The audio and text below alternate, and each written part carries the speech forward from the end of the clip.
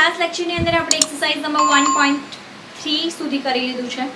એમાં મેં તમને દાખલા નંબર 6 જે છે એ હોમવર્કમાં આપેલો હતો. હોપ સો તમે એ જે દાખલા નંબર 6 જે છે હોમવર્કમાં આપે તો એ કરી દીધો હશે. કોઈની મને કોઈ જાતની કમેન્ટ રિસીવ થઈ નથી ડાઉટથી રિલેટેડ, માટે હું માની લઉં છું કે દાખલા નંબર 6 તમે લોકોએ જાતે કરી લીધો હશે. આજના લેક્ચરમાં હવે આપણે સમ નંબર 1 એક્સરસાઇઝ 1.4 થી સ્ટાર્ટ કરીશું.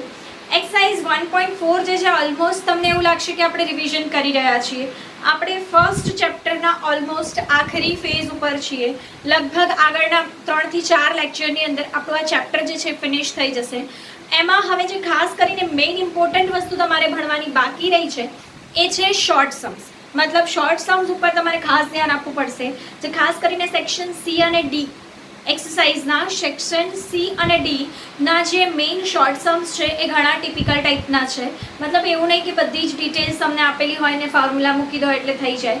જેમ કે આપણે ચેપ્ટર નંબર 2, 3 અને 4 એની અંદર શોર્ટ સમ્સ કેવા હતા કે મેઇનલી મોટા સમ્સની અંદર બધી જ વસ્તુ જાતે ડિરાઈવ કરવાની હોય, જ્યારે શોર્ટ સમ્સની અંદર બધી જ વેલ્યુ આપેલી હોય એ મૂકી દો એટલે તમારું કામ તમામ થઈ જાય. પણ અહીંયા એવું નથી. એકચ્યુઅલી અહીંયા ચેપ્ટર નંબર 1ની અંદર જે લોંગ સમ્સ છે ઘણા ઇઝી છે, પણ શોર્ટ સમ જે છે ને એ ખૂબ જ ટ્રિકી છે. સો આજના લેક્ચરની અંદર આપણે એ શોર્ટ સમ્સ હજુ નહીં જોઈએ.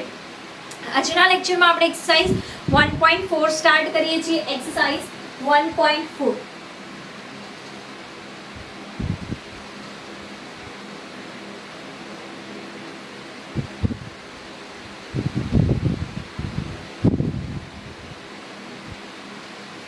એનો સમ નંબર 1. તો મિત્રો તમે મારી સાથે સમ નંબર 1 જે છે એ વાંચવાની શરૂઆત કરો. સમ નંબર 1 તમને એવું કહે છે કે મધ્યમ વર્ગના કુટુંબની અંદાજપત્રની તપાસ પરથી નીચે મુજબ માહિતી મળે છે અને એ પરથી તમારે વર્ષ 2013ના સાપેક્ષમાં વર્ષ 2015ના જીવન નિર્વાહ ખર્ચમાં થયેલો ફેરફાર જણાય છે તે સૂચકાંક મેળવીને જણાવો. અને બીજું કે જો વર્ષ 2013 દરમિયાન કોઈ કુટુંબની ખર્ચપાત્ર માસિક આવક 15,000 હોય તો 2015ના વર્ષ માટે જરૂરી ખર્ચપાત્ર માસિક આવક જણાવો. હવે આજે એક એડિશનલ ક્વેશ્ચન છે, એ તમારો શોર્ટ ક્વેશ્ચનનો હિસ્સો બની શકે છે. બીજી વસ્તુ તમને આમાં શું આપેલું છે તો કે ભાર. જ્યારે પણ તમને ભાર આપેલું હોય એટલે ઓબ્વિયસલી તમારે IW વાળી રીતથી જ દાખલો ગણવાનો થાય. બીજું કે જ્યારે પણ તમને અંદાજપત્ર જેવો કંઈ પણ શબ્દ આપે છે તો તમારે જીવન નિર્વાહ ખર્ચ જે છે એ તમે એ ખર્ચનો સૂચકાંક 2 રીતે મેળવી શકો છો. ફર્સ્ટ અંદાજપત્રની રીતે અને બીજું કૌટુંબિક અંદાજપત્રની રીતે. બરાબર છે? તો અહીંયા ફર્સ્ટ જે છે આપણે અંદાજપત્રની રીતે ગણીએ છીએ. અંદાજપત્રની રીતે સૂચક આંક, એમાં તમને સમૂહ આપેલા છે અલગ અલગ. ખૂબ જ ઈઝી દાખલો છે.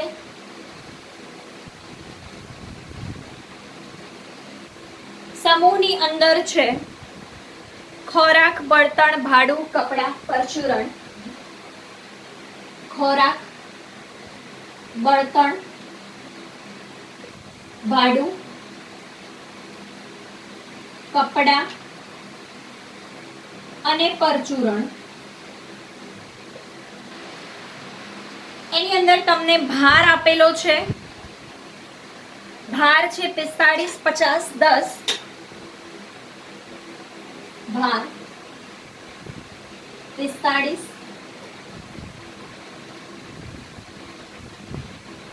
15, 10, 20 અને 10. 20 અને 10. બરાબર? એના પછી તમને આપેલો છે સૂચક આંક.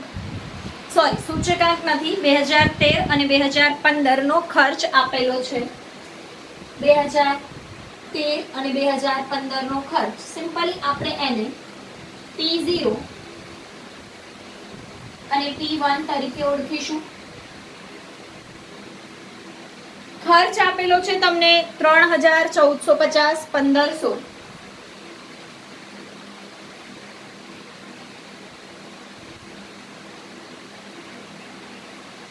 અને બીજું આપેલું છે 600 અને 1600. એના પછી 3900, 1850, 2400, 900, 1920.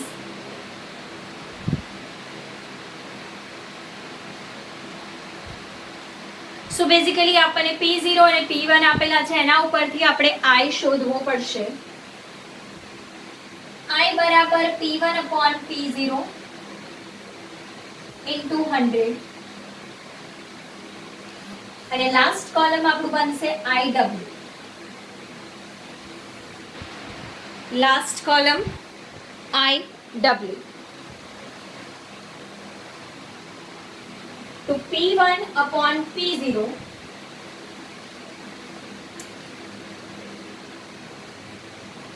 ડાયરેક્ટ આપણે કેલ્સીની અંદર કરતા જઈશું અને જવાબ લખતા જઈશું. 3900 divide by 3000 into 100, 130. 1850 divide by 1450 ભાગ્યા ગુણ્યા 100, 127.59. 127.58 પછી પાછળ 6 આવે છે અને માટે મેં એને 59 કરી દીધેલું છે. એના પછી 2400 ભાગ્યા 1500 ગુણ્યા 100, 160. 900 ભાગ્યા 600 ગુણ્યા 100, 1920 ભાગ્યા 1600 ગુણ્યા 100. સો બેઝિકલી આપણો અહીંયા I આપણને મળી ગયું છે. હવે આપણે IW એટલે કે આ અને આ બંનેનું મલ્ટિપ્લિકેશન કરવાનું છે. એટલે 45 ગુણ્યા 130, પછી 15 ગુણ્યા 127.59 એટલે કે 1913.85. પછી 10 ગુણ્યા 160, 150 ગુણ્યા 20, 120 ગુણ્યા 10 GT.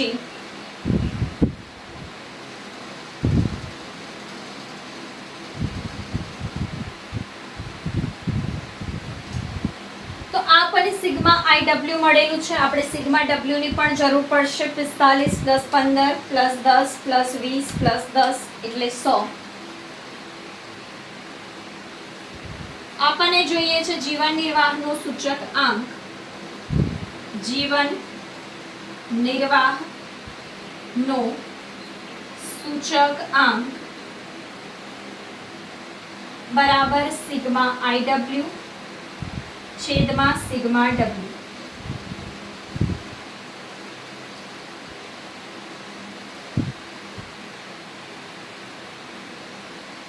.64 કેમ કે આ 8 છે એટલે 3 ને બદલે શું થઈ જશે? 4 થઈ જશે.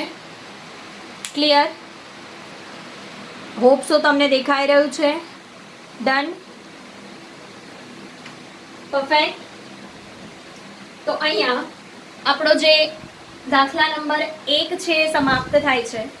અચ્છા સોરી, હજુ એક આગળ વસ્તુ આપણને કંઈક પૂછેલી હતી કે માની લો કે આવક જે છે એ 2013માં 15,000 હોય તો 2015ના વર્ષમાં આવકનો અંદાજ મેળવો.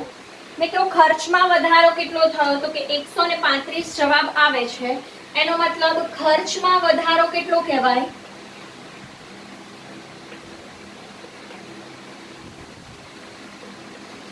35.64%. બરાબર છે. ખર્ચમાં વધારો કેટલો કહેવાય? 35.64%. તો તમારી ખર્ચ પાત્ર આવક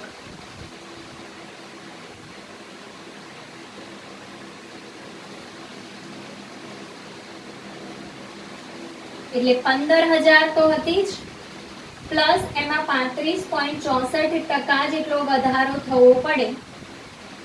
તો 15,000 પ્લસ 35.64% તો તમારો જવાબ આવશે 20,346 જેટલી આવક થવી પડે. તમને પૂછેલું છે કે ખર્ચપાત્ર માસિક આવકનો અંદાજ, એટલે ડાયરેક્ટ આ લખીશું. માની લો કે તમને એમ કે ખર્ચપાત્ર માસિક આવકમાં કેટલો વધારો થવો પડે, તો આપણે આમાંથી 15,000 બાદ કરીને 5,346 જવાબ લખીશું. બરાબર છે. જો કેટલો વધારો થવો જોઈએ એવું પૂછાય તો આપણે 5,346 લખીશું. પણ આપણને આ સમની અંદર ડાયરેક્ટલી એવું જ પૂછેલું છે કે આવક કેટલી વધે. બરાબર છે. ઓકે, તો તમને કેટલી આવક વધે એવું પૂછેલું છે, એટલા માટે આપણે ડાયરેક્ટ આવકમાં જ જવાબ લખીશું. ક્લિયર? તો આપણો અહીંયા દાખલા નંબર 1 સમાપ્ત થયો. દાખલા નંબર 2 તમે વાંચો મારી સાથે.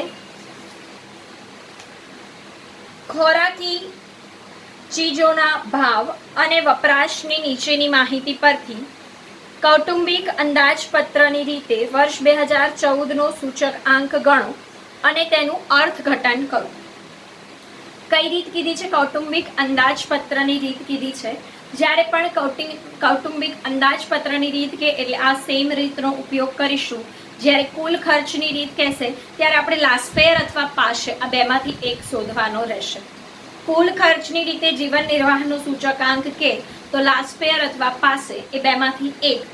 અને જ્યારે પણ આપણને અંદાજપત્રની રીત કે ત્યારે આપણે આ રીતે ભારવાળી રીત વાપરીશું. ક્લિયર?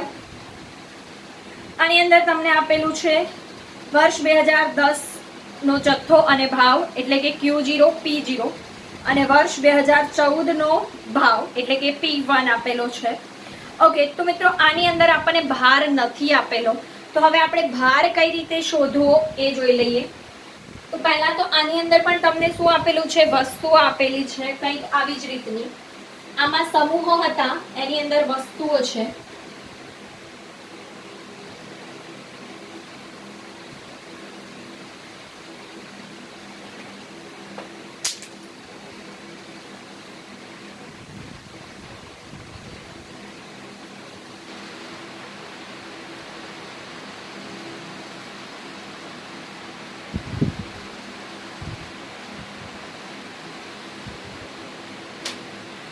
ઓકે, તો હવે આપણે દાખલા નંબર 2 ગણીએ. દાખલા નંબર 2 હોપ સો તમને દેખાઈ રહ્યું છે. ક્લિયર? ડન? પરફેક્ટ. તો દાખલા નંબર 2 ની અંદર તમને વસ્તુઓ આપેલી છે ઘઉં, ચોખા, બાજરી અને તુવેર દાળ.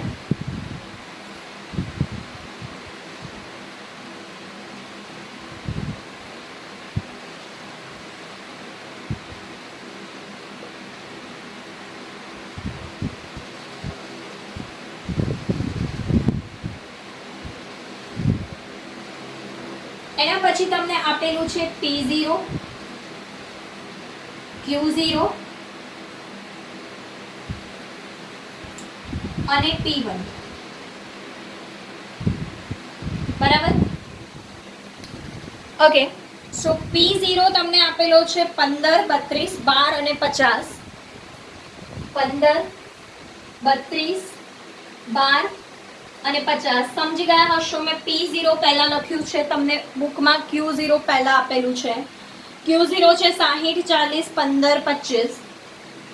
60, 40, 15, 25 અને P1 આપેલ છે 18, 40, 14, 70. 18, 40, 14, 70. આપણે ભાર શોધવાનું છે ને ભાર માટેનું સૂત્ર છે P0 Q0. ખાસ ધ્યાન રાખજો, ભાર જાતે શોધવાનું છે.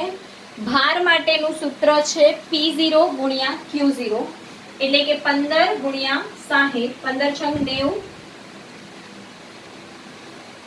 પછી 32 ગુણ્યા 40, 32 ગુણ્યા 40, 15 ગુણ્યા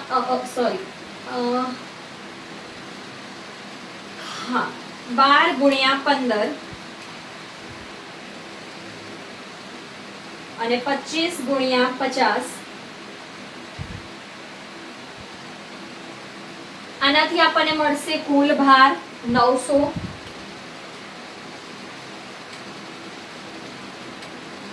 મેં તમને પહેલા કીધું હતું કે જનરલી સામાન્ય રીતે ભારનું ટોટલ 100 થાય છે, પણ મેં કીધું હતું સામાન્ય રીતે કેમ કે આ દાખલામાં તમે જોઈ શકો છો કે આપણું ટોટલ જે છે એ 100 કરતાં વધારે આવે છે, એટલે જે આવી શકે છે નોર્મલ છે.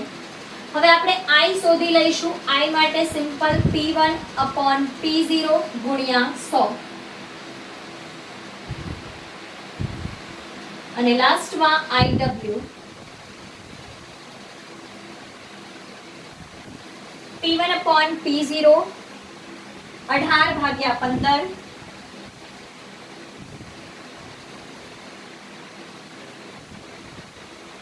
ગુણ્યા 100 ગુણ્યા 900.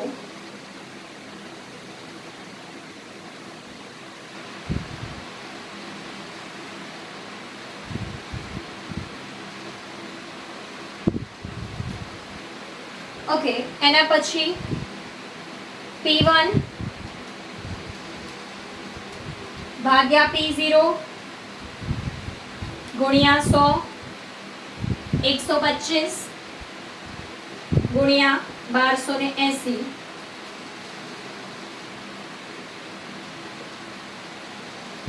ફરીથી 14 ભાગ્યા 12 ગુણ્યા 100 ગુણ્યા 180.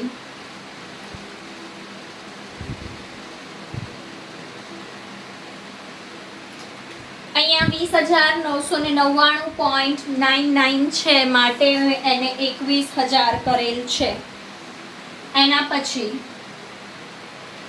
70 ભાગ્યા 50 ગુણ્યા 100 140 ગુણ્યા 1250.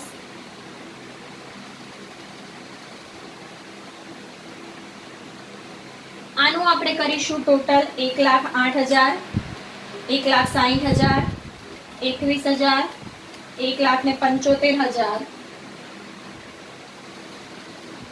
તો તમારો જવાબ આવે છે 4,64,000. હવે સિમ્પલ આપણે IW ની રીતે જેમ ગણીએ છીએ જીવન નિર્વાહનો સૂચક આંક.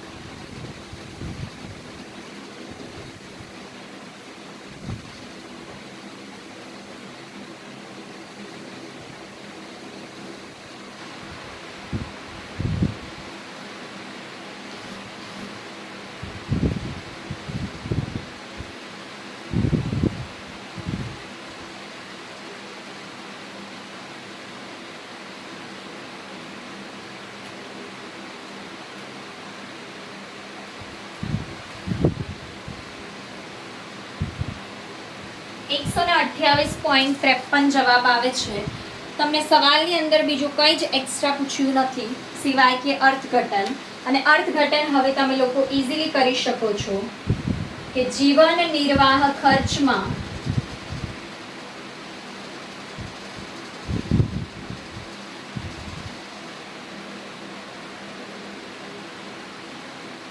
%28.53% વધારો થયેલ છે.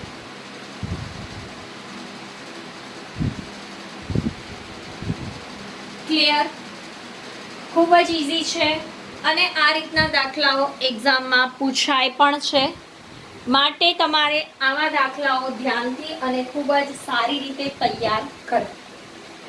નેક્સ્ટ આપણે દાખલા નંબર 3 જોઈ લઈએ.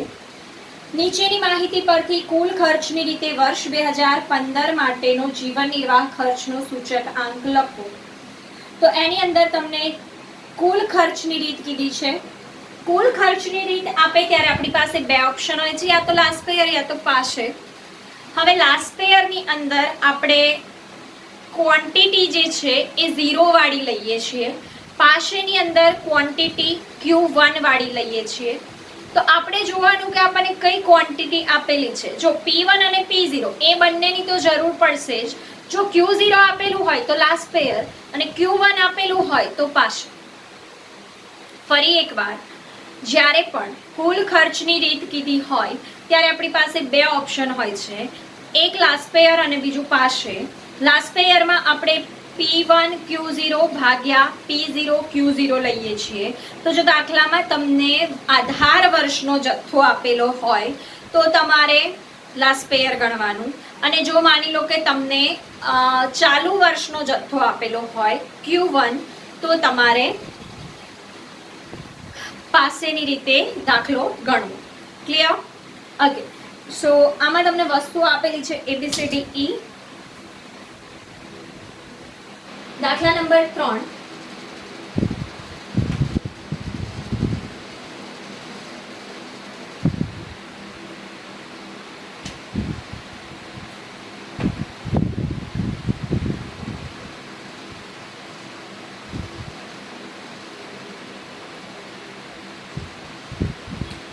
વસ્તુ આપેલી છે ABCDE.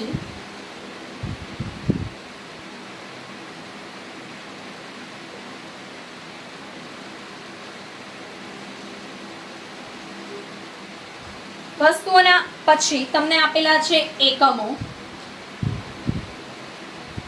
વસ્તુઓ પછી તમને આપેલા છે એકમો. એકમો તમને ક્વિન્ટલ, 10 લીટર, 20 કિલો એવું આપેલું છે, એટલે આમાં તમારે ફેરવણી પાછી કરવી પડશે. તો એકમો વાળી કોલમ આપણે બનાવી દઈએ.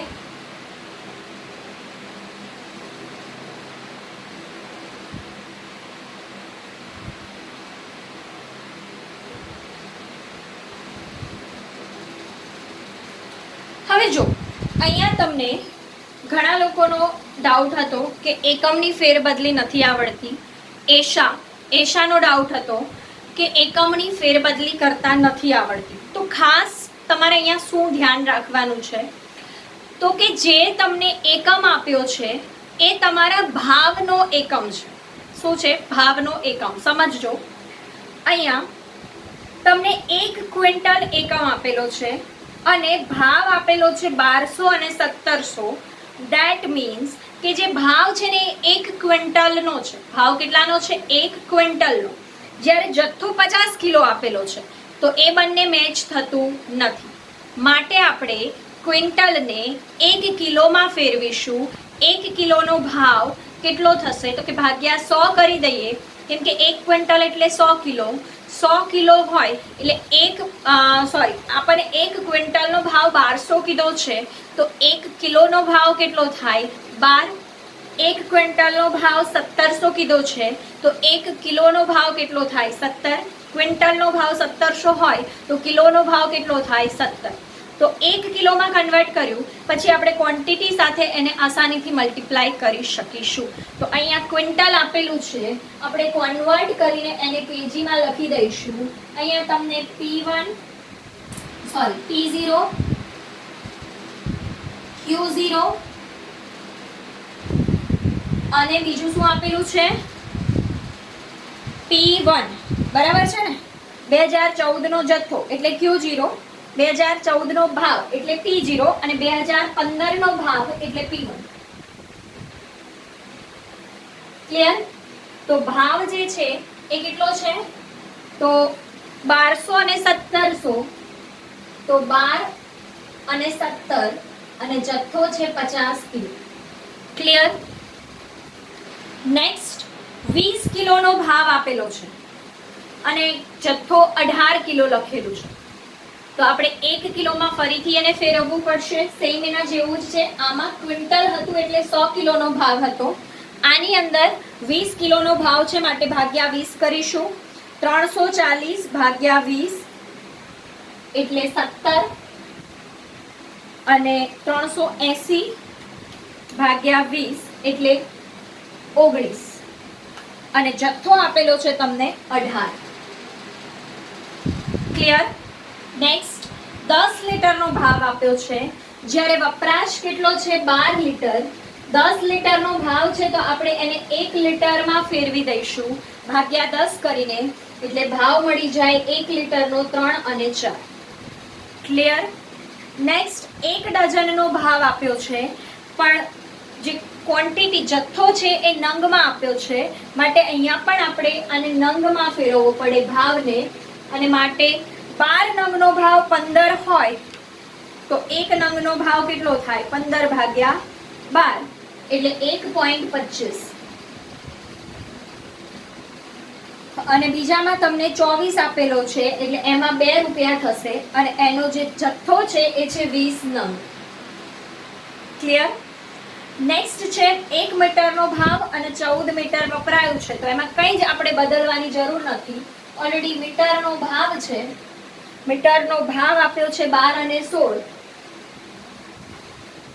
અને જથ્થો તમને આપેલો છે 14 મીટર.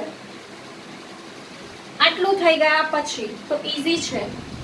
આમાં આપણને Q0 આપેલો છે માટે આપણે લાસ્ટ પેયરની રીતનો ઉપયોગ કરીશું. લાસ્ટ પેયર માટે આપણે 1000 ની જરૂર પડે.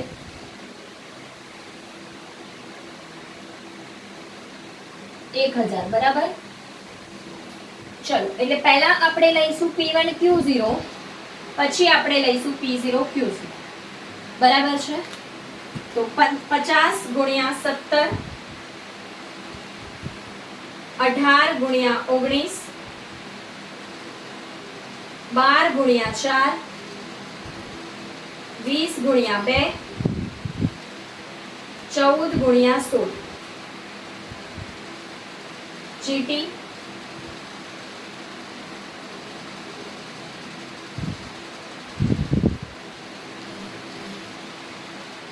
આ બંનેનો ગુણાકાર લઈશું હવે 12 ગુણ્યા 50 17 ગુણ્યા 18 12 ગુણ્યા 3 1.25 ગુણ્યા 20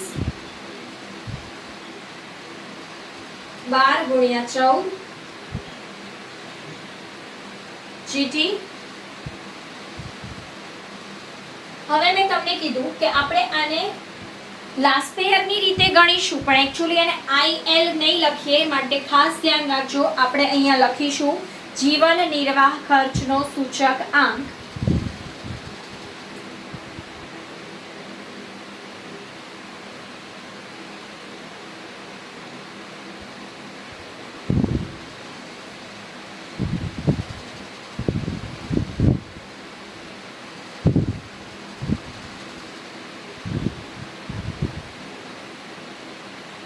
બરાબર.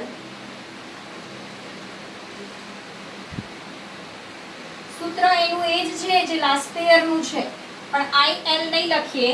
કુલ ખર્ચની રીતે જીવન નિર્વાહ ખર્ચનો સૂચક આંક કહીશું 1504 ભાગ્યા 1135 ગુણ્યા 100. 1504 ભાગ્યા 1135 ગુણ્યા 100 જવાબ આવે છે 132.51.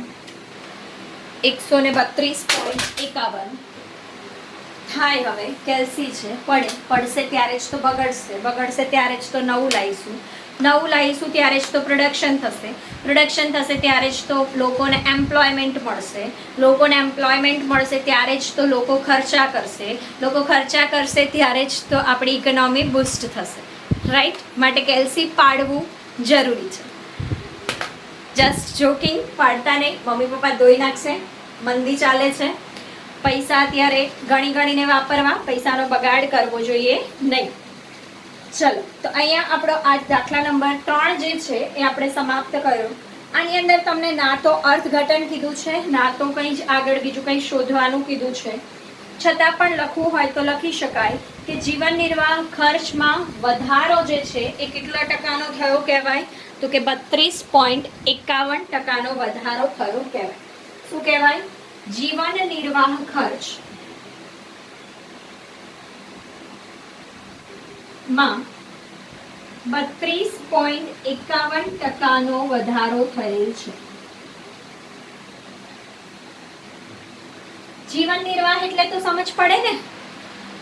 આપણે ડે ટુ ડે બેસિસ પર લાઈફને કાઢવા કે જીવવા કે કાપવા વોટેવર, ઇન શોર્ટ જીવન જીવવા માટે જરૂરી ખર્ચો હોય એને જીવન નિર્વાહ ખર્ચનો ખર્ચ કહેવાય અને એનો સૂચક આંક ગણીએ છીએ. એટલે કે લાસ્ટ યરની કમ્પેરિઝનમાં આ વર્ષે ખર્ચમાં વધારો કેટલો થયો? તો કે 32.51%. ક્લિયર? હોપ સો તમને દાખલા નંબર 1, 2 અને 3 ની અંદર સમજ પડી ગઈ હશે. દાખલા નંબર 4 જે છે એ છે સામાન્ય સૂચક આંક ગણો.